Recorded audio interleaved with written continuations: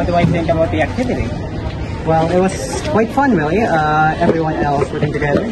Though my hands did get dirty, which I wasn't really a fan of, but if it's for the community, then I would gladly do so. To keep on helping, to keep on cleaning this place. I think everyone here has the same opinion. Masabi ko sa ano na to, sa activity na to is kasi hindi ko naman first time magdamo, so parang medyo madali na mahirap kasi marami, tapos yung mga kagrupo ko walang kwenta. Joke lang. Mababait sila, mababait. Masasabi ko sa activity na to is masaya, tapos madaling natapos kasi maraming tao at nalinis rin na maayos.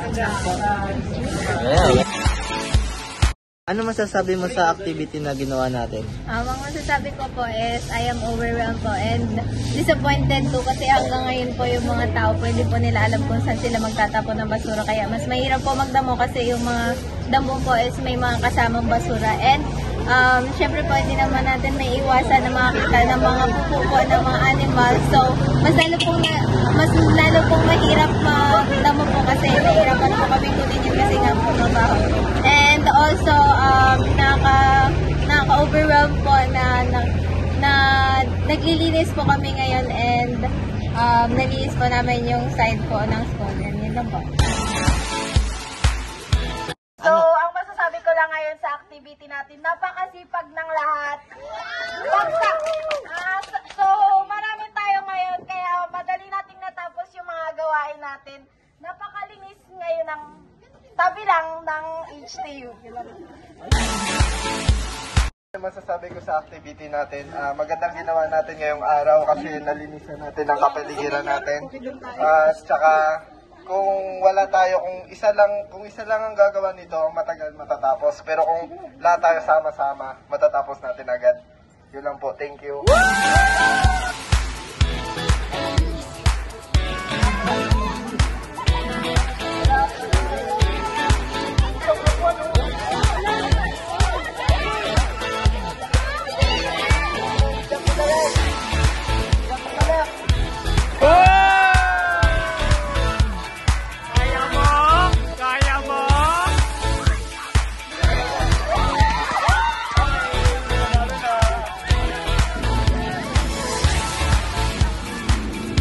We have HTU, and we support